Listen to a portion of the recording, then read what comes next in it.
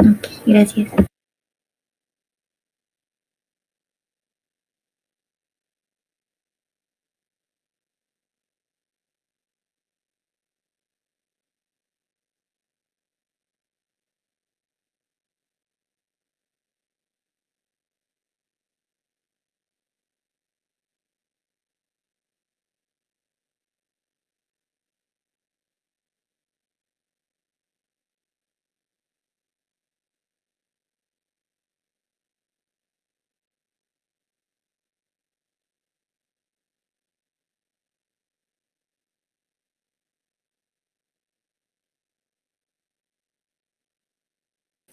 ¿Estás diciendo algo? Yo no te oigo. No, porque tenía el micrófono apagado. Ok. Ok. Nada más que no sé por qué no me deja presentarla como presentación. ¿O sí la ven ustedes como presentación? No, pues vemos la cinta de diapositivas al lado. Ay. ¿No es en View? Ahí donde dice View, ajá, ahí debe haber una que dice pantalla completa, ¿no?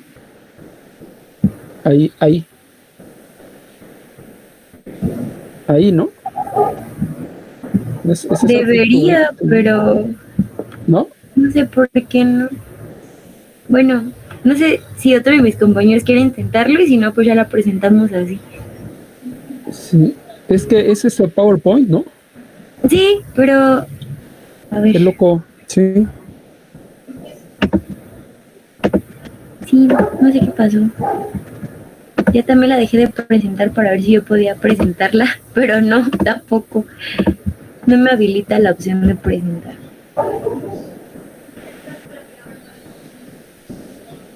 ¿Ya se observa la presentación? Ya. Ok. Ay, gracias, Sergio. Ok. Bueno, buenas tardes, somos el equipo 2 y vamos a presentar la introducción y las actividades previas de absorción. Nuestro objetivo general es operar una columna de absorción a nivel piloto y analizar los factores que pueden determinar la eficiencia de este proceso. Y los objetivos específicos es conocer los conceptos fundamentales de la absorción, investigar algunas aplicaciones de este proceso en la industria como método de separación y analizar los efectos de diferentes variables sobre el proceso.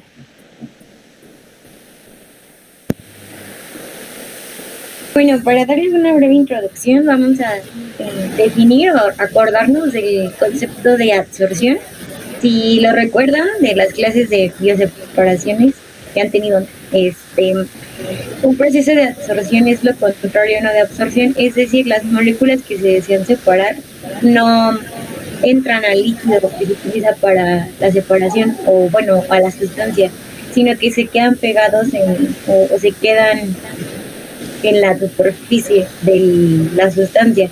Pueden ser gases, vapores o líquidos. Y pues se define como la tendencia de un componente del sistema a concentrarse en la interfase. Y pues obviamente debido a esto la composición interfacial es diferente a las composiciones que están en el seno de las fases. Aquí sigue, Sergio, por favor. Y pues uno de los términos que debemos recordar para que sea más fácil el desarrollo de la práctica es el absorbente, que es la superficie en la que sucede la absorción, y el absorbato, que es la sustancia a la que se podría decir pega o en la que queda atrapado o que se queda pegado del absorbente, que es la superficie. Aquí sigue, Sergio. Bueno, esta es la primera pregunta de las actividades previas y nos pide definir qué es un isoterma de absorción, investigar los isotermas y pues explicar sus ecuaciones. Un isoterma se puede definir como una representación gráfica de los datos de equilibrio que se obtuvieron a través de un proceso experimental. Es decir, que es la tendencia que siguen los datos experimentales de una absorción, pero pues sin realizar el experimento. Son los datos de equilibrio, donde van a estar las fases desequilibradas. Se utiliza principalmente para el diseño de equipos y para el diseño de procesos. el cálculo de eficiencias y pues el costo del proceso, que son parte del diseño de un proceso. Como están basados en datos de equilibrio, se puede estimar la pureza que se puede alcanzar durante el proceso de absorción, la cantidad de absorbente que se requiere y pues la sensibilidad del proceso respecto a la concentración del producto que se desea obtener. Los principales isotermas son el de Freundlich, el lineal, el de Langmuir y... Ay, es que no voy a estar aquí. Irreversible. Sí. Gracias. Bueno, aquí está una gráfica donde se representan los más comunes, que son el de Freundlich, el de Langmuir y el lineal. Y pues el isoterma de Freundlich es una ecuación exponencial empírica, que es el que se ve hasta arriba. Bueno, ahí dice Freundlich. Donde la cantidad de soluto absorbida por cantidad de absorbente es igual a la constante, y pues las unidades de la constante dependen de n, donde si n es mayor a 1, el isoterma es desfavorable, y si n es menor a 1, el isoterma es favorable. N es la constante dimensional, y en el eje de las x, que es la variable y, es la concentración del soluto en la solución. Y obviamente pues este tipo de sistemas se linealizan para poder despejar alguno de los componentes que se requieran, o bueno, para conocer alguna de las variables que se requiera conocer. Luego están el isoterma lineal y el isoterma de Langmuir. Bueno, el isoterma lineal, como lo dice su nombre, se describe por medio de la ecuación de la recta que pasa por el origen, pues es una ecuación muy sencilla, que es la cantidad de soluto absorbida por cantidad de absorbente, que es Q, igual a la constante que vemos igual en el isoterma de Freundlich por la concentración de soluto en la solución. Y por último, pues el isoterma de Langmuir, que se describe por la ecuación donde se considera la capacidad máxima del absorbente, es decir, aquí se considera ya Q0, y la constante de equilibrio de la absorción, que es KD. Entonces, pues nos queda esa ecuación, y como les decía, de los tres isotermas se puede hacer una linealización para poder encontrar el valor de alguna variable que no sea de interés a través de datos. Bueno, Ya, Dani, perdón. La pregunta 2, perdón. La pregunta 2 nos decía que explicáramos a qué se le denomina el tiempo de ruptura y cómo comporta una curva de ruptura. En un punto de ruptura al valor máximo en la concentración del absorbible que se puede permitir a la salida de la curva, y al tiempo empleado para alcanzar la concentración específica que es el tiempo de ruptura. La siguiente. Y bueno, la curva que resulta de graficar la relación concentraciones con el tiempo se conoce como curva de ruptura, y el tiempo de ruptura se adopta como el lapso que transcurre cuando la concentración de la llega de la concentración, y después de que se alcanza el punto de ruptura, la concentración se eleva hasta otro punto de concentración final, que es el final de la curva de avance de liquidez.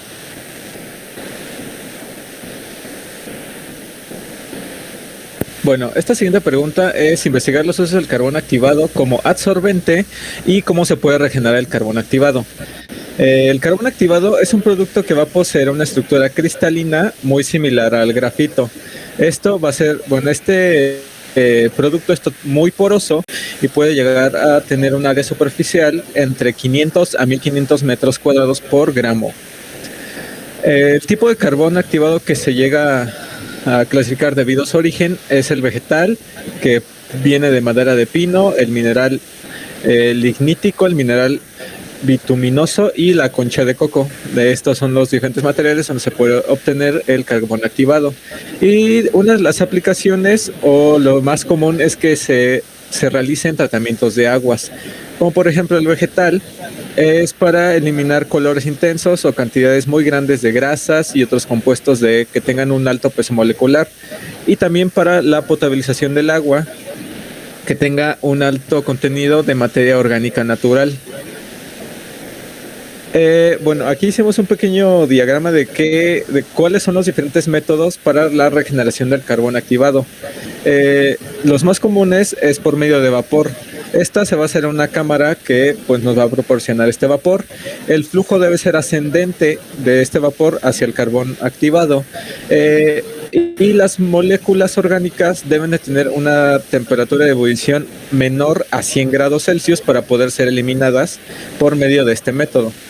También tenemos un método térmico, que esto nos va a eliminar los componentes orgánicos e inorgánicos y consta de 3 pasos. Que primero debe ser colocado en un secante, el paso secante que se coloca en un deshidratador de 30 a 100 grados Celsius. Después viene la fase de calentamiento, donde se va a evaporar de 100 a 800 grados Celsius. Y la reactivación, donde van a ser hermanos rotativos o camas fluidizadas, y aquí ya debe estar totalmente eliminado la materia orgánica. El otro método biológico que se realiza una columna y va a ser una recirculación areada de fósforo y nitrógeno. Esto puede demorar alrededor de 96 horas y se obtiene el 80% de la regeneración del carbón activado. Y el método químico, que son varias, y esta es una alternativa al vapor para disminuir la energía y mejorar la eficiencia. Se puede realizar por agua, electroquímica, por ácidos, por bases como el hidróxido de sodio, por medio de solventes, por oxidación con oxígeno o con fluidos supercríticos, que también se puede realizar con agua o con dióxido de carbono.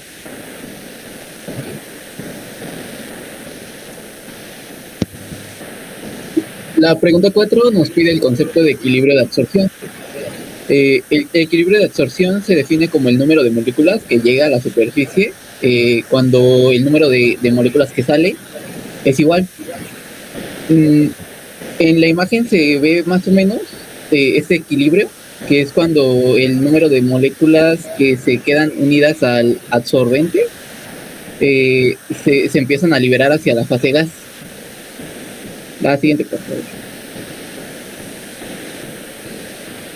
Bueno, una de las formas más habituales para representar este equilibrio es mediante la relación entre la cantidad absorbida y la presión o la concentración. En el caso de los vapores, pues es la presión, y para el caso de los líquidos es la concentración.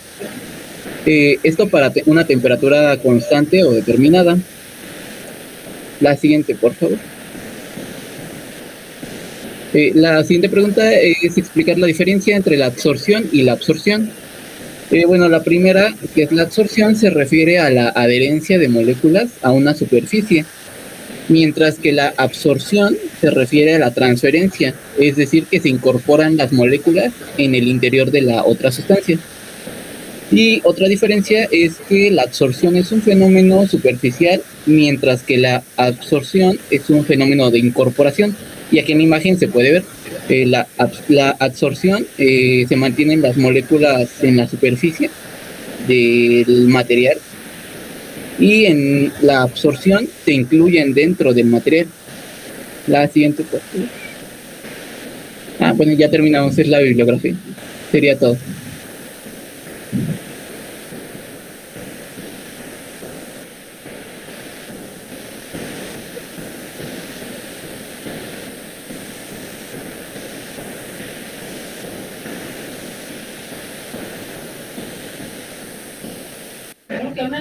Bien, ahí ya.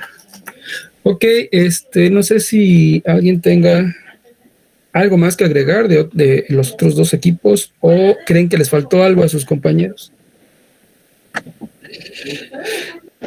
¿No? ¿No? Bueno. Ok. Gracias, equipo 2. Todo muy bien. Bueno. Gracias. Entonces ahora vamos a ver lo que tendríamos que haber hecho en la práctica, ¿no? Bueno.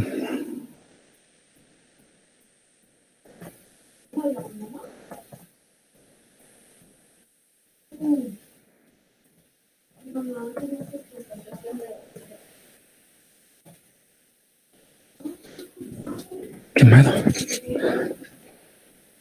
A ver, espérenme tantito, huele a quemado, no se va a estar quemando mi computadora. Espérenme tantito.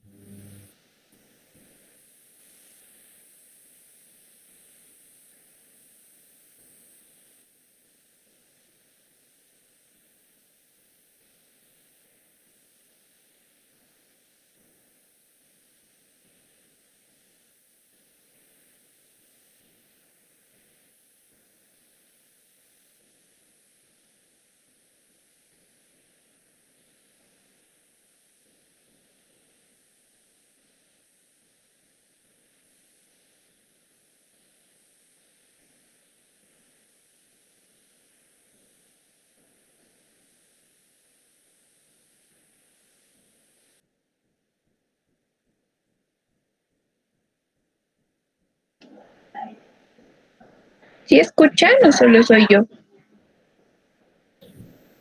No, yo tampoco escucho. No. A partir de ¿Ahí ya escuchan? Sí, ya, profe. Profe. ¿Ahí ya? ¿Ahí sí? Sí, ya. Sí. Ok, entonces le regreso. Como vemos, gente, se van a agitar hasta que se alcance el equilibrio sobre 3 horas y se determinará, previo filtrado, la absorbancia de la disolución en equilibrio, que se medirá con el espectrofotómetro que hemos visto antes.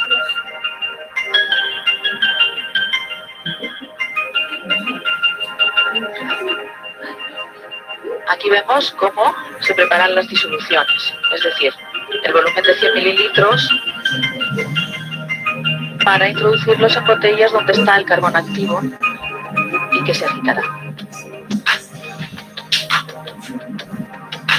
Se va a partir de una disolución de 0,05 gramos litro de colorante. A partir de ahí se van a preparar diluciones de 1, medio, quinto, un décimo y un veinteavo. Como vemos, se van a preparar 5 muestras, se trasvasan a los vasos y se ponen a agitar durante 3 horas.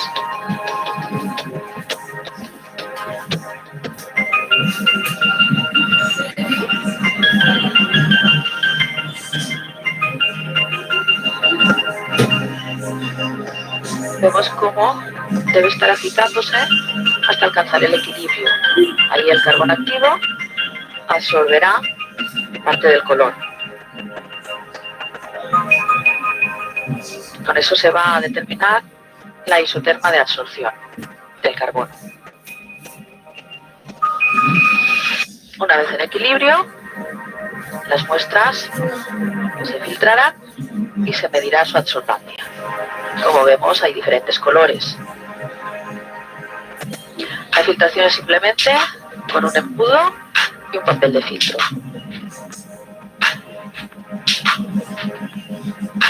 Aquí hemos visto las muestras ya una vez filtradas, como están marcadas con cada una de esas diluciones.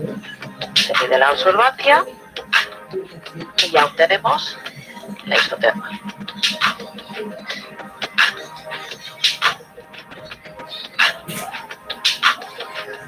La isoterma se deberá representar y presentar al profesor. Ahora pasamos a lo que es la determinación de la capacidad de operación del carbón activo. El experimento se realizará en una columna rellena de carbón activo. Aquí vemos el carbón desaireado, en la que se introducirá una disolución de colorante y se estudiará el efecto de la absorción mediante la medida de concentración del efluente en un espectrofotómetro.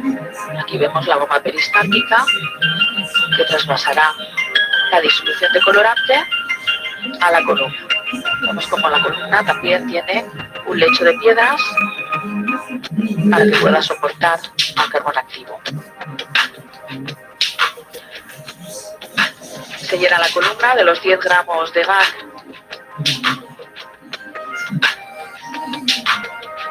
poquito a poco para que no coja mucho aire, ya que anteriormente se ha desaireado. Se ha mantenido en ebullición durante 2 horas, añadiendo agua cuando sea necesario para no perderla. Ahora debemos de ajustar la bomba, el caudal de la bomba, ya que la muestra de agua que va a ser tratada se hace circular hacia abajo a través de la columna de carbón con una velocidad, con un flujo aproximado de 15 mililitros minuto. Por lo tanto, hay que medir qué caudal es el que tiene, porque esto es importante, y ajustarlo lo más posible a este flujo.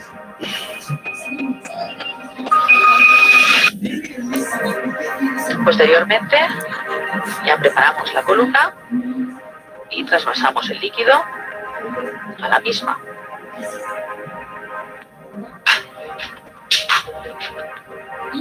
Cada minuto se recogerá una muestra de efluente de la columna y se analizará su composición. El tiempo de recogida de muestras se irá espaciando a medida que disminuye la diferencia de absorbancia entre las diferentes muestras. El volumen del efluente se irá recogiendo y las muestras se devolverán al recipiente con objeto de medir el volumen total del efluente. El estudio se continuará hasta que la concentración del efluente sea el 80% de la del influente o alcance la saturación. Con eso se construirá una tabla y se obtendrá cuál es la capacidad de absorción del carbón activo. Por tanto, los conceptos que hay que tener claros es que el carbón es un sólido que se utiliza para eliminar una sustancia soluble del agua mediante un mecanismo de absorción. El carbón activo se produce específicamente para alcanzar una superficie interna muy grande, que esta superficie interna hace que el carbón tenga una absorción ideal. Gracias a ello, el carbón activo se puede utilizar tanto en depuración de aguas subterráneas como de cloración del agua, para la depuración de aguas para piscinas e incluso para el refinamiento de las aguas residuales tratadas. Pero industrialmente, ¿cómo funcionan estas columnas de absorción? El agua es bombeada dentro de las columnas que contienen el carbón activado. El agua pasa constantemente a través de ellas y se colmatan, por lo que el carbón debe ser cambiado periódicamente. Debido a que es una unión física entre las moléculas y el carbón se puede regenerar. Y esta unión física va a depender de la concentración, de la naturaleza, de la temperatura y de la polaridad de las moléculas del agua residual. Así que con esta práctica se pretende entender mejor el proceso de absorción del carbón activo y estudiar dicho proceso en la eliminación de un colorante en el agua residual.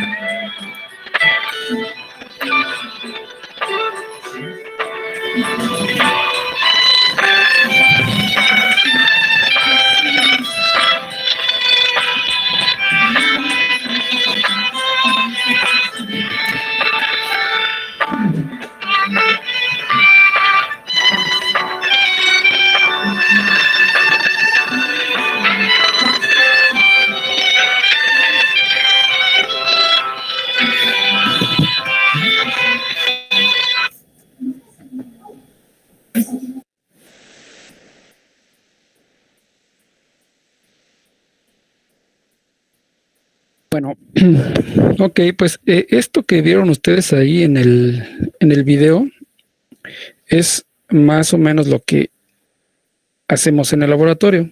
Ujú. Bueno, entonces el objetivo de la práctica va a variar un poquito, sí me escuchan, ¿verdad? Va a variar un poquito respecto al que viene en su manual. Entonces ahorita el general va a ser el alumno determinará los parámetros de operación de una columna de absorción a escala de laboratorio, a escala de laboratorio. Uh-huh. Los particulares, bueno, son los que ya mencionó su compañero. El alumno conocerá los conceptos fundamentales de la absorción, investigará algunas aplicaciones. Este último ¿será capaz de operar el equipo? Pues mejor no vamos a quitarlo porque pues no se puede. Y este último sí, analizará los efectos de diferentes variables sobre el proceso. Bueno, este es el equipo que tenemos en el laboratorio con el que vamos a hacer la práctica. Como ustedes vieron ahí en el video, las columnas de absorción, incluso las columnas industriales, pues son tubos, ¿verdad? Tubos verticales, cuya geometría va a variar dependiendo de la aplicación, pero sobre todo sobre todo, lo más importante en la geometría es la caída de presión. Eso es lo más importante. Entonces, por ejemplo, ustedes vieron que en el video se hizo la práctica con una columna como la que está aquí, ¿no? O sea, más larga que ancha, ¿sí? Más o menos así como esta. Esta de tener una relación de 1 a 10, algo así, ¿no? O sea, 10 veces la altura y por una vez el diámetro. Pero las que ustedes vieron al final del video son columnas industriales y tienen otra geometría, ¿no? A lo mejor pueden ser 6'1", 7'1", pero nunca son tan altas porque justamente por lo que les decía, ¿no? Porque el parámetro de diseño más importante es la caída de presión. Entonces, si nosotros, la caída de presión obviamente va a estar dada por la altura de la columna más que por el diámetro. Entonces, por eso ya a nivel industrial, pues no son tan largas como lo son en el laboratorio. Sí.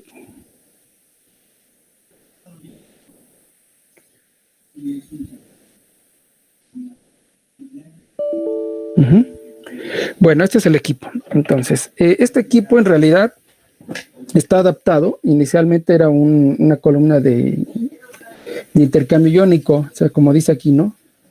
Acá arriba dice, ¿no? Aparato de intercambio iónico. Pues en realidad tenía la columna catiónica y la columna aniónica, ¿no? Pero pues la verdad es que no sé por qué pues dejó de usarse para esa práctica, ¿no? Entonces ahora pues la utilizamos para la de absorción. Bueno, ¿en qué consiste? Pues en lo que es la columna, que es este tubo, ¿sí? Ahorita les doy las dimensiones. Este tubo. Es una columna vertical. Aquí abajo pues están las tuercas para sujetarla a lo que es esta que sería el banco de válvulas, tanto arriba como abajo. Y obviamente pues aquí hay que empacar la unión de estas tuercas. Se empaca con, ¿cómo se llama? Con cinta teflón para evitar que se escape el flujo, y acá arriba igual, ¿no? Entonces, ustedes seguramente leyeron o por ejemplo lo vieron ahí en la práctica que la alimentación se hace por arriba. Bueno, esta es una forma de alimentar. Generalmente se va a tratar de alimentar dentro de la medida de lo posible por la parte de abajo, ¿no? Entonces, esta sería la alimentación, ¿sí? Sería por la parte de abajo. ¿Por qué? ¿Por qué se alimenta por debajo? Bueno, si ustedes alimentan por arriba, que sería por acá, ¿sí? El flujo lo que va a hacer es que tiende a compactar la columna, ¿sí? Entonces, si la columna, más bien el empacado, perdón, se compacta, entonces la caída de presión aumenta. ¿Por qué? Porque disminuye la fracción hueca. La cosa con alimentar por debajo es precisamente que se mantenga la altura del empacado, que sea el mismo. ¿Para qué? Pues para con esto obtener que la fracción hueca de la columna siempre sea la misma. Obviamente, pues sí tiene sus desventajas. ¿Cuáles? Bueno, por ejemplo, es que si la velocidad de flujo es muy alta, pues puede fluidicar partículas de carbono. O sea, ¿qué quiere decir fluidicar? Bueno, pues que escapen del empacado y empiecen a moverse acá arriba, e incluso algunas lleguen a escapar y se vayan con el efluente, ¿no? ¿Sí? Pero bueno, esa sería una desventaja. Para evitar esto, aquí, no sé si se alcanza a ver, no se alcanza a ver. Aquí arriba lo que se hace, vieron ustedes que en el video, como estaban alimentando por arriba, abajo pusieron una cama de piedra, pues para evitar que el carbón activado se fuera, ¿no? En este caso nosotros, aquí abajo lo que pusimos fue una malla metálica, para justamente evitar que el carbón se vaya hacia abajo. Y arriba, aquí se alcanza a ver, sí, medio se alcanza a ver, que aquí pusimos también malla, ¿sí? En este caso esta malla es plástica, para asegurar que siempre tengamos la misma altura del empacado, ¿sí? Entonces alimentamos por debajo. Aquí tenemos la válvula de alimentación, son válvulas de bola, todas estas blancas que vemos abajo. Obviamente pues aquí nada más estamos usando esta, todas las demás no las estamos usando porque, como les decía, ¿no? Pues este era un una columna de intercambio iónico, ¿no? Entonces tenía la catiónica y la aniónica, pues necesitábamos todas las válvulas. En este caso, pues nada más estaríamos usando esta, y esta otra que tenemos acá a la izquierda podría utilizarse en determinado momento para tomar muestras del influente. ¿Sí? Cuando alimentamos por abajo, cuando alimentamos por arriba, entonces aquí podríamos estar tomando también muestras del efluente. Bueno, entonces, esta sería la manguera de alimentación, la válvula de alimentación. Entonces el flujo va a subir.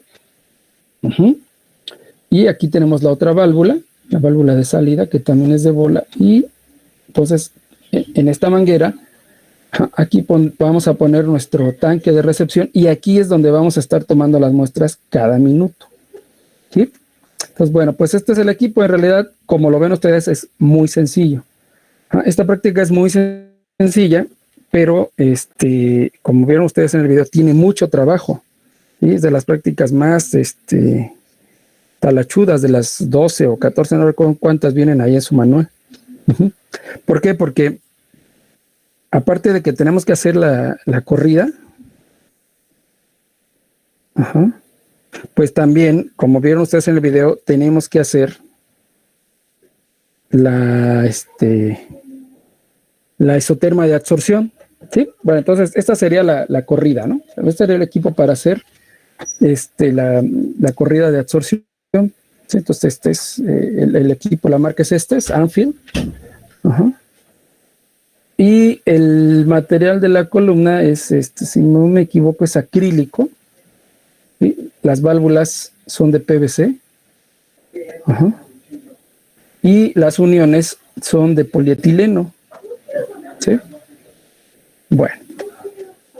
Entonces necesitamos el equipo de absorción, un espectrofotómetro visible, una bomba peristáltica que la vamos a utilizar para alimentar, ¿sí?, el influente, dígame, una balanza analítica y más que un flexómetro, bueno, sí, un flexómetro y un vernier, ¿no?, para medir la altura de la columna y el diámetro. Bueno, esa sería otra toma del equipo, ¿no? ¿Sí? Entonces aquí, por ejemplo, ¿cuáles podrían ser las variables de operación? Bueno, nosotros estamos operando, si quieren vamos a anotarlas. Bueno, a ver, se las digo y ahorita las anotamos.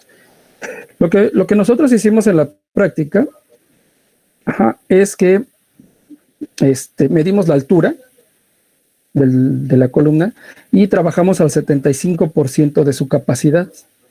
¿Sí? O sea, la altura del empaque es el 75% de la altura de la columna. Esta, por ejemplo, puede ser una variable de operación, ¿no? O sea, operar a diferentes alturas. Pero eso creo que no lo hicimos nosotros. Lo que sí hicimos fue que operamos a diferentes flujos. ¿Sí? Entonces, a diferentes revoluciones por minuto del cabezal de la bomba, lo ajustamos a diferentes RPMs y esto nos dieron diferentes flujos. Tenemos dos flujos. Esta es una variable de operación, ¿no? El flujo, o sea, podemos ver el efecto del flujo. Y la otra variable de operación es ver qué sucede cuando nosotros empacamos el carbón lavado y sin lavar. ¿Sí? Lavado y sin lavar, ¿no? O sea, sin lavar, pues, ¿qué quiere decir? Que lo empacamos así como lo obtuvimos. Empacamos al 75% e hicimos la corrida. ¿Sí? Las desventajas de no lavarlo, pues ahorita ustedes las van a ver. Bueno. El empaque que utilizamos fue carbón activado. ¿Sí? Las ventajas que tiene este carbón activado es esta, la principal, ¿no? Que su superficie por gramo va de 300 a 1500 metros cuadrados, dependiendo del nivel de porosidad del carbón.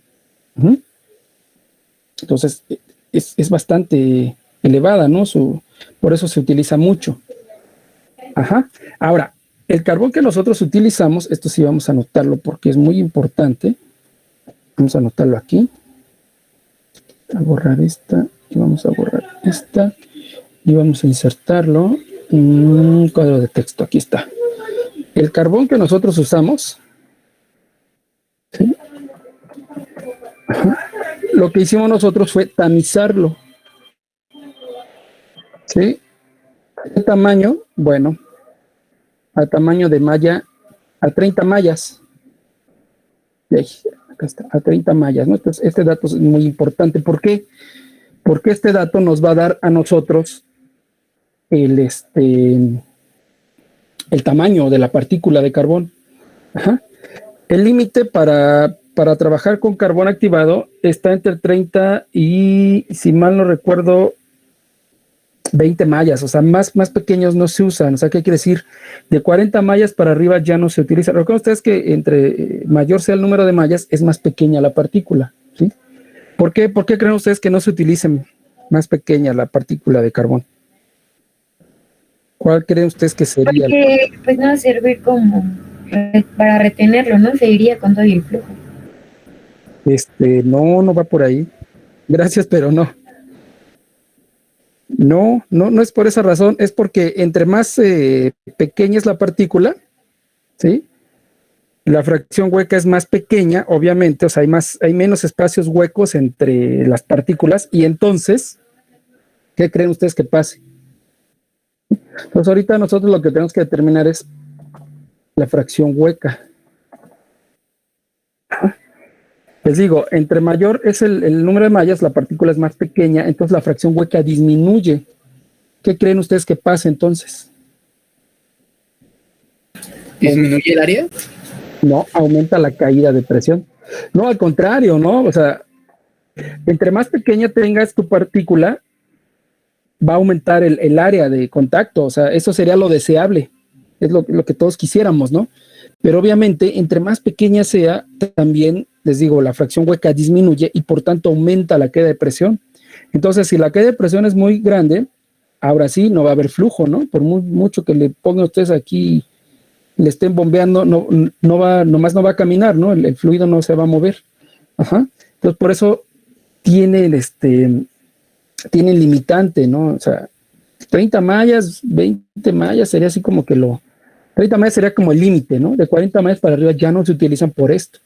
La caída de presión máxima permisible, o sea, la delta P, en los equipos industriales, les comentaba la vez anterior, en algún momento les dije que la delta P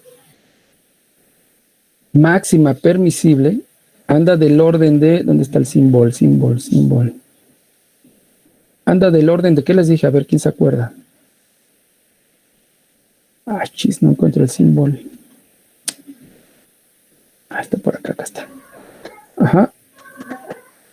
Sí, el máximo permisible son 30 sig. ¿Sí? Delta P máxima permisible. Pero, digamos que este es así como que el límite superior, o sea, anda entre 15 y 30 libras sobre pulgada cuadrado máximo. O sea, digamos que en los equipos industriales, 30 libras ya sería para equipos, ¿no? Para válvulas y todo eso. ¿Sí? Aquí para las columnas, entre 15 y 20 sería lo máximo, siendo 15 el valor recomendable. ¿Ah? O sea, una caída de presión máxima entre la entrada y la salida de 15 libras es lo recomendable para columnas. Entonces, ustedes con los datos que les voy a dar, van a calcular cuál es la caída de presión aquí. Este sería un parámetro de operación, ¿no? Bueno, esta sería la representación de una curva de, ¿cómo se llama? De ruptura. Que va a estar en función, obviamente, de la capacidad que tenga el carbón para retener el soluto de interés. Bueno, ahí está. Esta es la ecuación de Ergun, que ustedes ya conocen, que se utiliza para el cálculo de la caída de presión en lechos empacados. ¿Sí? Delta P, pues es la caída de presión, L es la longitud del lecho, y epsilon es la fracción hueca del lecho, no de la partícula. ¿Cómo se determina la fracción hueca en un sistema como estos? Bueno, pues es muy sencillo. Lo que hicimos en la práctica fue lo siguiente, fíjense ustedes. ¿Sí? Aquí lo que vamos a hacer es, o lo que hicimos, fue que cogimos una probeta. Ajá. Una probeta de 100 mililitros. Entonces, una probeta de 100 mililitros. Entonces, lo que hicimos fue, aquí a la marca de 100 mililitros, o sea, hasta el aforo de la probetita, pusimos carbón. O sea, todo esto lo rellenamos con carbón. ¿Sí? Estaba así relleno de carbón. Carbón ya mallado, ¿verdad? Ya tamizado a 30 mallas. ¿Sí? 30. ¿Sí? Hasta aquí, o sea, hasta la marca de 100 mililitros pusimos carbón y lo agitamos, lo movimos poquito sobre la mesa, ¿no? O sea, de manera que las partículas se asentaran. Ajá, ese sería el primer experimento, ¿no? Determinación de la fracción hueca, que las partículas se asentaran, pero no golpearlo contra la mesa porque entonces se compactan, estamos de acuerdo, ¿no? O sea, esto tiene que ser natural, ¿sí? O sea, tenemos que evitar el compactado del lecho, ¿sí? Entonces, ya, ¿no? Ya que lo llenamos hasta la marca de 100, después, ¿qué creen ustedes que hayamos hecho?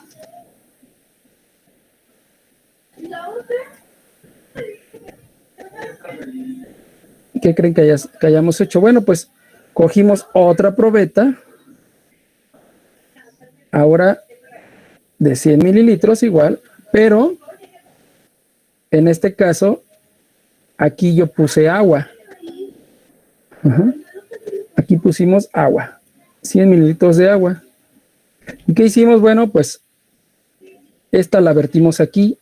Ajá, o sea, agarré la probeta de agua, ¿sí? Y la vertí en donde tenía yo mi empacado. ¿Hasta qué? ¿Hasta dónde? Bueno, pues hasta que el agua llegó a la marca de 100 mililitros. Y entonces veo cuánto me quedó de agua aquí. Ahí.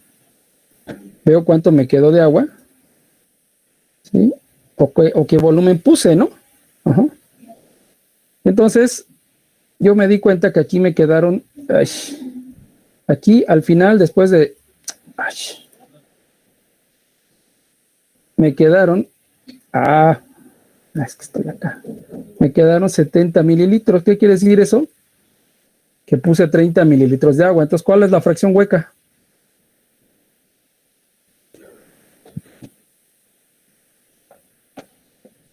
¿Cuál será la fracción hueca?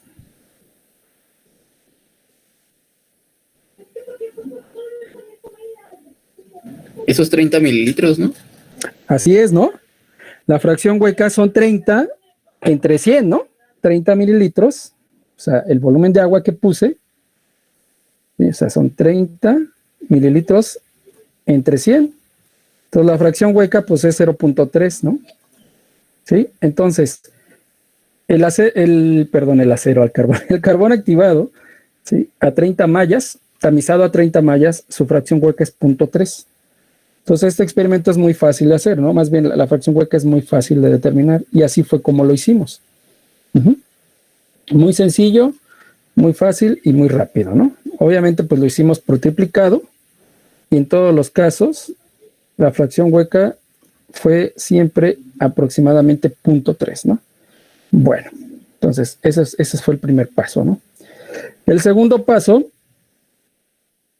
entonces esto fue lo primero. El segundo paso fue determinar, ¿sí?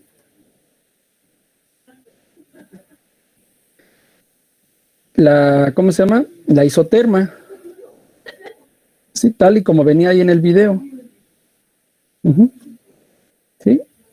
Ahora, para la isoterma, nosotros no procedimos de esta forma. Estos serían los datos. ¿Qué hicimos? Bueno, cogimos 6 tubitos.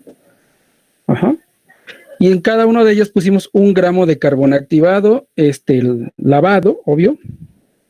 Lavado y, o sea, ¿con qué lo lavamos? Bueno, con agua desionizada. ¿Cómo se lava el carbón activado? Es muy sencillo. Agarramos nosotros agua desionizada y lo hacemos pasar a través de un lecho de... Podemos, por ejemplo, empacar la columna que vimos aquí. ¿Dónde está? Esta columna, ¿no? ¿Sí? La empacamos y le hacemos pasar agua. Bueno, como yo trabajo por abajo, por acá, ¿no? Le hacemos pasar agua desionizada. ¿sí? Al principio, pues obvio, esto va a salir negro, ¿no? ¿Sí? Ajá. Y le hacemos pasar agua desionizada hasta que, pues hasta que veamos que el agua aquí a la salida es totalmente clara, o para cerciorarnos, le medimos la absorbancia. La absorbancia tiene que ser 0 aquí a la salida. Cuando la absorbancia aquí es 0, pues el carbón ya está limpio, ¿no? Entonces, así lo hacemos, ¿no? Pasamos agua, ¿sí? Desionizada a un flujo elevado. Ajá, le estamos pasando, y nosotros estamos viendo aquí a la salida. No vamos a estar tomando muestras para no estar ensuciando las celdas, ¿no?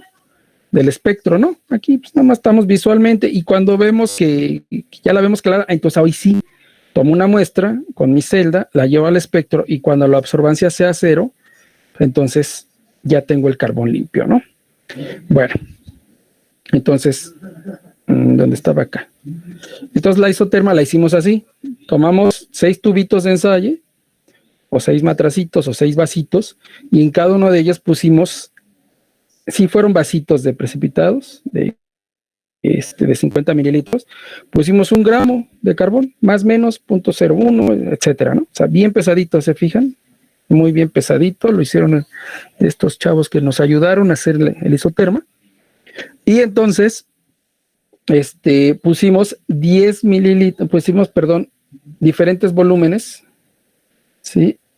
De una solución a una concentración de 0.006 gramos por mililitro. ¿De qué? Bueno, el soluto que nosotros empleamos es el rojo 5.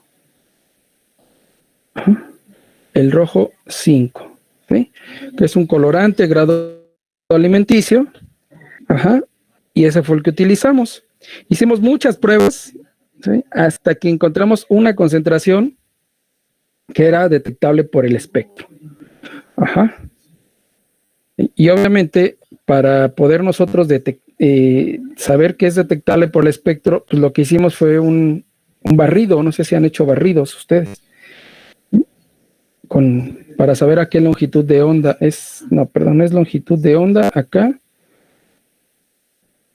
y acá graficamos contra la absorbancia, ¿sí? Entonces, lo que nosotros hicimos fue preparar diferentes concentraciones, más bien una disolución madre. Creo que empezamos con, si no recuerdo mal, con 0.1% de rojo, y en el espectro, ¿dónde está el espectro? En este espectro, en el único, que es en este espectrofotómetro único, hicimos un barrido en la región UV-vis, ultravioleta visible. ¿Sí?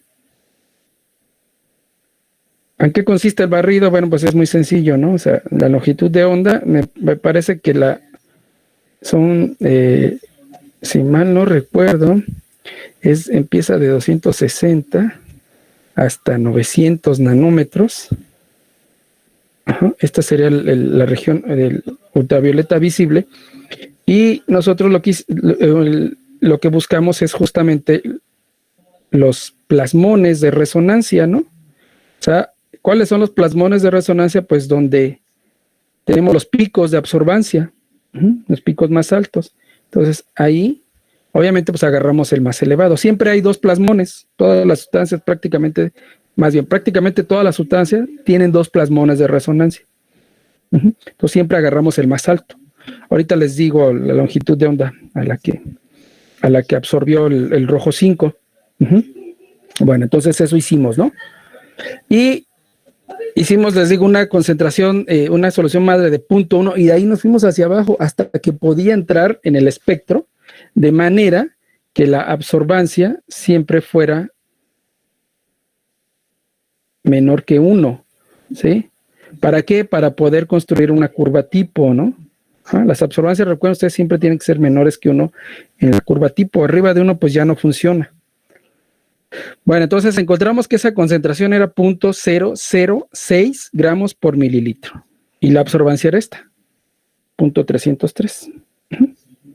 Entonces en el primer tubito pusimos 10 mililitros de la solución a esta concentración, y luego queríamos a esta concentración, entonces determinamos que había que diluirlo con 1.7 mililitros de agua.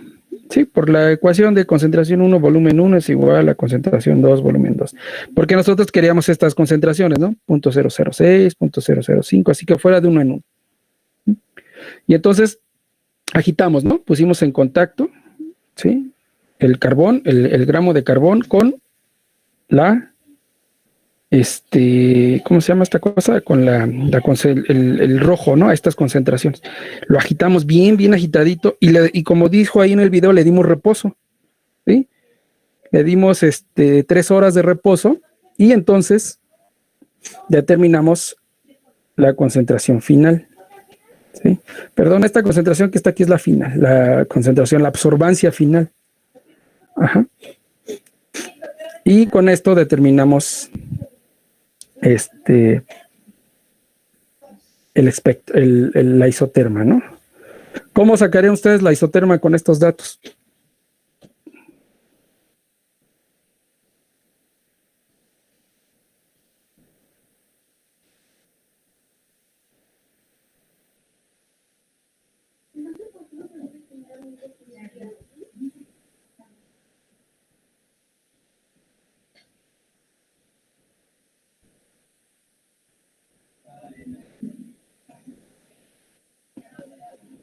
Sería graficarla el volumen contra la concentración ¿El volumen de qué?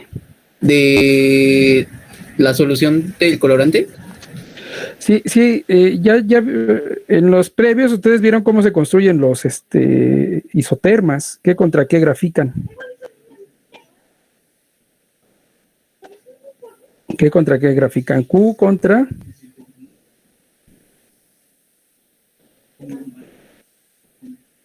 ¿No? ¿No se acuerdan? Me lo acaban de mostrar ahorita. Así es, ¿no? ¿Y qué es Q? Q es la concentración en el sólido, ¿no? Entonces, ¿qué hacen? Pues es muy sencillo, ¿no? Ustedes tienen esta concentración que es la inicial. Ajá. Y después obviamente, pues esta va a ser la concentración de la disolución madre, ¿no? Entonces, ¿qué es lo que van a hacer después?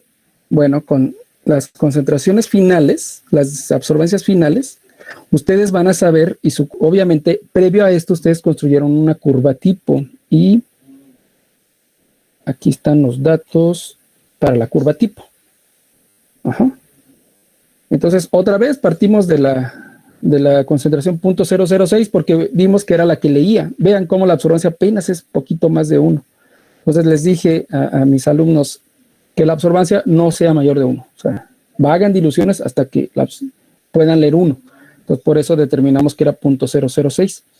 Entonces, hicimos la curva tipo, concentración contra absorbancia. Bueno, entonces, ahora sí, lo que hicimos fue determinar las absorbancias del sobrenadante y con eso sacamos la concentración del sobrenadante, ¿no?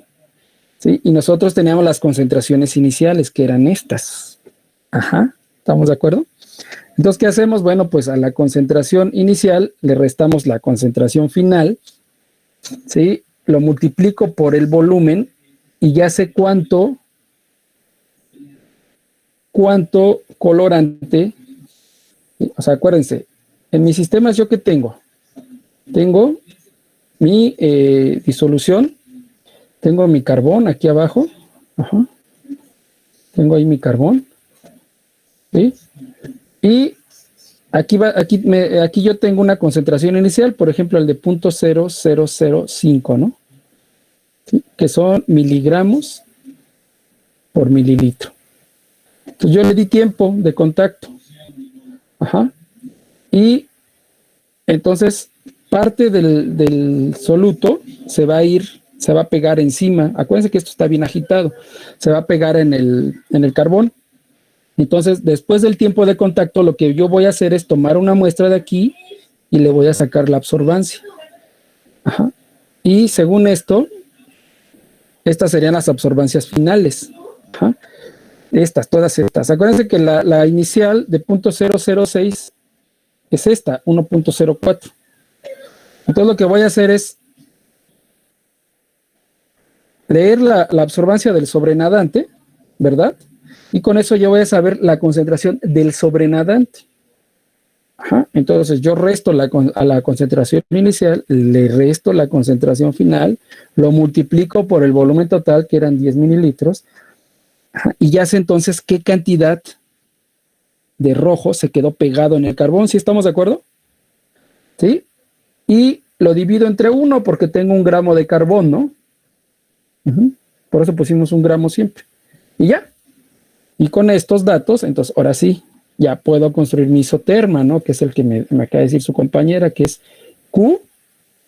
Q que son los gramos o miligramos, como ustedes quieran, miligramos de colorante por gramo ¿de qué? De carbón. Sí, o sea, Q es la concentración en equilibrio en el sólido. ¿Contra qué acá? Contra la concentración.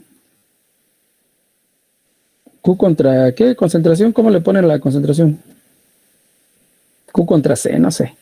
Ajá, y entonces ustedes ya van a ver, ¿no? ¿Qué tipo de isoterma, si es lineal, si es favorable, si es desfavorable, etcétera, ¿no? ¿Sí? Entonces, Q contra C y ya. Entonces, ese es el segundo experimento. Por eso les digo que la práctica está la chudona, ¿no? No sé si tengan dudas respecto al isoterma. ¿Sí? O sea, en esencia está fácil de ejecutar. ¿Sí? Y entonces esos serían los datos. Estos ahorita se los pego en el Classroom. Serían los datos para el isoterma. Estos. ¿Ok? Y entonces ahora sí. Vamos a ver. ¿Qué hicimos? Estos serían los datos para la curva tipo. ¿Sí? A ver si me acuerdo. Este es el equipo, el espectro. Ese es marca único. La ventaja de esto... bueno, miren, incluso aquí tengo los datos ya, ¿no? Son los mismos de absorbancia final, sí. Ya convertido, ¿no? Bueno, entonces ahorita les paso los datos de la curva tipo, les paso los datos para obtener el isoterma y tienen que llegar a estos que están aquí. Estos no se los voy a pasar porque a estos son a los que tienen que llegar. Bueno, y ahora sí. ¿Qué hicimos? Es muy sencillo, ¿no? Lo que hicimos. Como les decía, trabajamos, ¿sí? Trabajamos a diferentes, aquí están los datos del equipo, serían estos, también la fracción hueca está mal, ahí dice que es 0.7, no, es 0.6. 0.3, la que les dije, entonces estos datos no se los doy. Pero bueno, sí, las dimensiones de la columna son estos que están aquí. Estos que están aquí, ¿no? Uy, no se ve. No, mejor así. Sí son estos que están aquí. Ajá. El diámetro exterior de la columna es 0.022 metros. El diámetro interno es 0.015 metros, o sea, 1.5 centímetros. Y la altura total del tubo de la columna son 0.48 metros. El carbón activado sí lo trabajamos, como dice aquí, a 30 mallas.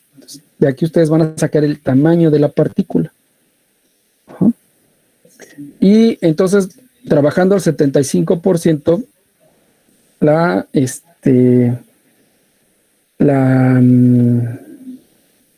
¿cómo se llama?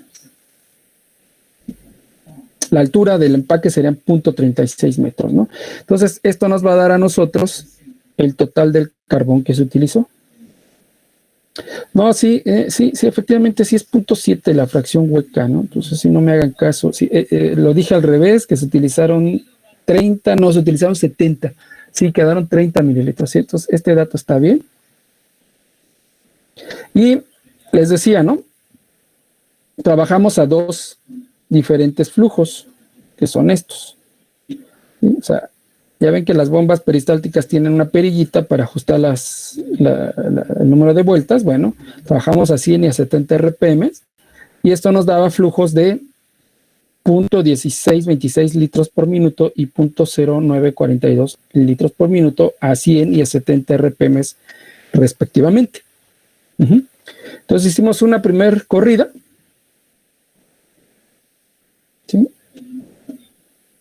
con estas dos revoluciones.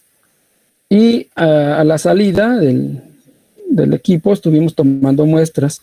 Obviamente a estos chicos no hay concentraciones negativas, entonces pues estos datos negativos pues hay que ponerlos como cero, ¿no? O sea, no tiene caso hacer esto que están haciendo aquí. O sea, cero. Ajá. Entonces, estos datos, les voy a pasar los datos de absorbancia, ustedes los pasan a concentración, pero otra vez, ¿no? O sea, cuando salgan negativos los datos, no les hagan caso, pónganle cero. ¿Sí? O sea, no tiene ningún sentido esto. Ajá. Bueno, entonces esa fue la primera. Hicimos 2 corridas, ¿no? Y el carbón estaba sucio, estaba sin lavar. ¿Sí? Entonces, estas 2 corridas se hacían en 70 RPM, se hicieron con carbón sucio. Entonces, obtuvimos cada minuto, hasta un total de 24 minutos, obtuvimos estos datos de absorbancia, que hay que convertir a concentración, y otra vez les reitero, ¿no? Estos datos negativos hay que ponerlos cero. Incluso eso nos va a ayudar a que no obtengamos esto, ¿no? Entonces estos son ceros, y aquí efectivamente tengo la forma de la curva. Bueno, estos son los datos para la isoterma. Y después hicimos una corrida con carbón limpio. Ahorita les digo el flujo. Y entonces, igual, ¿no? Cada minuto fuimos tomando las absorbancias hasta 25 minutos. ¿Sí? Hasta 30 minutos aguantó. ¿Sí? Y pues obtuvimos algo parecido a esto. Si se fijan, pues aquí no alcanzamos la ruptura, ¿no? Porque supongo que se acabó el influente, ¿no? Bueno. Y esas serían las corridas que hicimos, ¿no? Entonces estos datos se los paso. Ahora, con los datos de las corridas, necesito con el carbón limpio y todo esto. Con los datos de las corridas, necesito que ustedes obtengan, ¿sí? Los parámetros de operación. El primero de ellos va a ser la caída de presión, que vamos a calcular con la ecuación de Ergun. No les paso esta que está aquí, porque si mal no recuerdo, esta ecuación de Ergun tenía un error por ahí, y me parece que la velocidad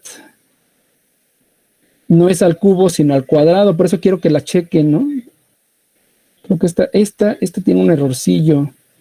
La fracción hueca aquí sí es al cubo. Creo que aquí no está el error, que la velocidad lineal de flujo es al cuadrado, y aquí dice que es cúbica. ¿Sí? Entonces, en todos los casos se trabajó al 75%. O sea, ¿a qué dijimos? 30 y tantos centímetros de altura, ¿no? Entonces, nada más había que checar aquí para calcular la caída de presión. Bueno, y la fracción hueca, pues ya vimos que es 0.7. Yo me equivoqué, les reitero, yo me equivoqué con eso. Y entonces, ahora, con los datos que les voy a pasar, que les voy a subir al Classroom, van ustedes a sacar, ¿sí?, qué tipo de isoterma es, qué tipo de isoterma fue, y van a sacar los parámetros de la isoterma, ¿no? O sea, Q0, etcétera. Dependiendo de la isoterma van a sacar sus parámetros. Ahora, fíjense ustedes. Las curvas de ruptura generalmente, ¿sí?, van a tener la forma que nos expusieron sus compañeros del equipo 2. O sea, ¿sí?, podemos graficar aquí concentración de salida, por ejemplo. O generalmente es C entre C0. ¿Sí? C0, no, es C0 sobre C, ¿no? C0 sobre C, sí, ¿no? Algo así. A ver, déjenme recordarlo. C sobre C0, ¿no? Ajá. C0 es la concentración del influente y C es la concentración de salida. Entonces lo que vamos a obtener es, ustedes ya lo vieron, es algo así. Uh-huh. Entonces vamos a ver que inicialmente pues la concentración de salida es prácticamente 0 y va a llegar un punto de quiebre, un punto en el que empieza a subir. Más o menos a la mitad de la subida es lo que se llama como tiempo de ruptura. Esto puede ser contratiempo. Tiempo de ruptura, ¿sí? Y el tiempo de saturación sería cuando se empieza a quebrar de nuevo y se vuelve asintótica, ¿verdad? O sea, cuando la concentración de salida es exactamente igual a la concentración de entrada, ¿no? O sea, cuando esto vale 1. Ajá. Obviamente, pues esta gráfica va a ir de 0 a 1 por esta relación. Uh-huh. Ok. Ahora, de aquí, por debajo de esta concentración, de la del tiempo de ruptura, se va a establecer lo que se llama la concentración máxima permisible, ¿no? Que sería esta. Ajá, que siempre va a estar por debajo de la concentración de ruptura. ¿Sí? Ajá. ¿Sí? Siempre va a estar por debajo, así es como se trabaja, ¿no? Para eso se determinan estas curvas, para decir, mira, el tiempo de ruptura son 100 horas, bueno, pues entonces vamos a trabajar menos de 100 horas, ¿no? Para 80 horas, por ejemplo, ¿cuál sería la concentración máxima? Y entonces, cuando se alcanza esta, cambiar el empaque o regenerarlo, ¿no? ¿Sí? A nivel industrial generalmente hay dos columnas, ¿no? Una al lado de la otra. Ajá. Entonces, cuando se satura la columna número 1, lo que se hace es que se desvía el flujo. Aquí hay, obvio, pues hay una válvula. Se desvía el flujo. Aquí hay una válvula. Ajá, aquí hay otra. Se desvía el flujo para acá. Para que entonces empezar a operar con la columna número 2 en lo que se mete el agente de regeneración a la columna 1. Uh-huh. Siempre hay 2. ¿Sí? Ustedes lo vieron ahí en el video, ¿no? En las columnas industriales siempre hay 2, una al lado de la otra. Ajá. Entonces, cuando se alcanza esta concentración máxima permisible, entonces se cierra esta válvula, se abre esta válvula, entonces el flujo se desvía para acá, en lo que se regenera esta, ¿no? Uh-huh. Bueno, ahora, si, otra vez regresando acá, si la forma de operación, más bien si la isoterma es del tipo lineal, ajá, y podemos nosotros, la curva que les acabo de demostrar, la podemos nosotros ajustar a esta ecuación que tengo aquí, ¿sí? Esta ecuación es posible utilizarlo bajo 3 condiciones muy específicas. La primera de ellas, como les decía, que la isoterma sea lineal. ¿Mm? Número 2, que las concentraciones sean muy pequeñas. Y en el caso que nosotros estamos ocupando, lo es, ¿no? 0.006 miligramos por mililitro, pues es una concentración muy baja. Y la tercera es que el equilibrio se alcance muy rápido. Entonces, si se cumplen esas 3, podemos nosotros utilizar esta ecuación de la curva de ruptura, en donde los parámetros son estos, ¿no? C es la concentración en el efluente, o sea, la salida.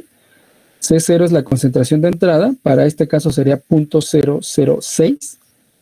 K1 sería la constante cinética de velocidad, este es un parámetro del sistema. Q0 sería la concentración máxima del soluto en la fase sólida. Ajá. ¿Sí? Que es otro parámetro del sistema. M será la masa del absorbente, en este caso, para todos los casos, los 3 casos que les presenté, esa cantidad fue de 40 gramos. O sea, al 75% le cabían exactamente 40 gramos de carbón a la columna. Y B es el volumen total alimentado, o sea, el flujo por el tiempo, ¿no? Y Q, pues es el flujo volumétrico, y el flujo volumétrico se los di, ¿no? Déjenme ver. Para el carbón lavado, a ver, para el carbón sin lavar, estos son los flujos, sí, ya se los di.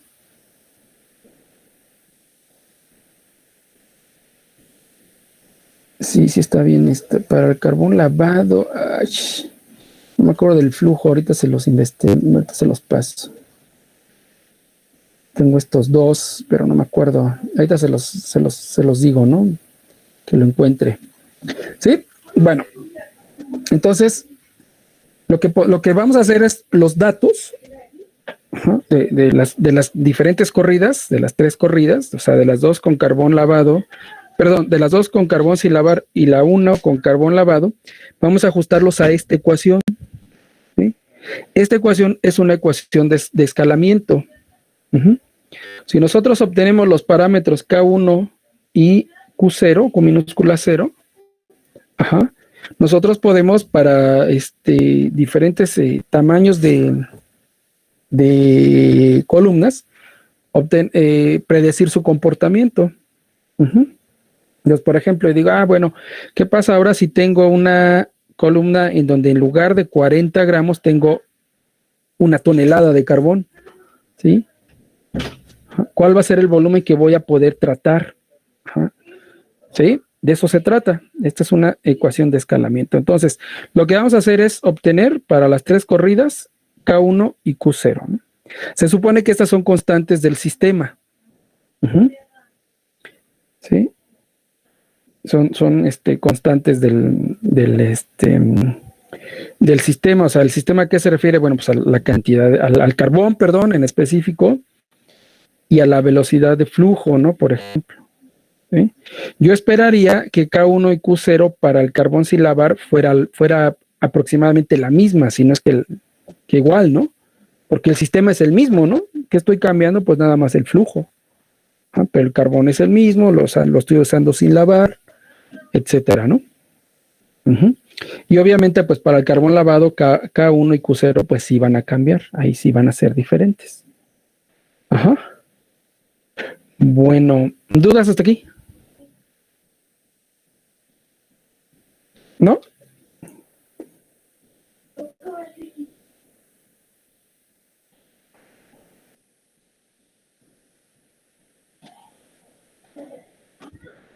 ¿No? Sí, les digo que la práctica está sencilla, está lachuda, pero sencilla. Y muy sucia, ¿no? Porque, cómo se ensucia material. Les decía que la ventaja que tenemos con este espectro es que tenemos muchísimas celdas, tenemos así, muchísimas, ¿no? Entonces, por eso las muestras las tomamos directamente, las muestras las tomamos directamente en las celdas.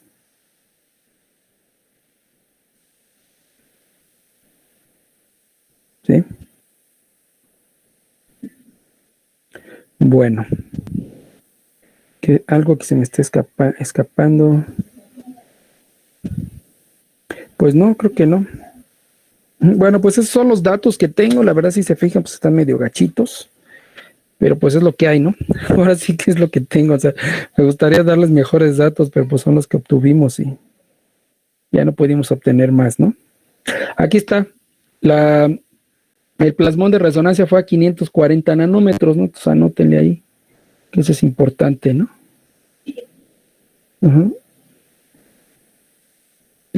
540 nanómetros, ¿no? Y bueno, estos son los datos para las isotermas, que ya también ahorita se los pego. Y entonces, ¿qué me faltaría? Aquí están los datos de las absorbancias para las 2 velocidades de flujo. Y nada más me falta el flujo para el carbón sin lavado, perdón, ¿verdad? Porque estos son sin lavar. Sí, estos son sin lavar. Bueno, entonces estos son los datos justamente. Sí, entonces ahorita les paso esto. Y pues ya, con eso terminaríamos. No sé si alguien tiene dudas, alguna pregunta.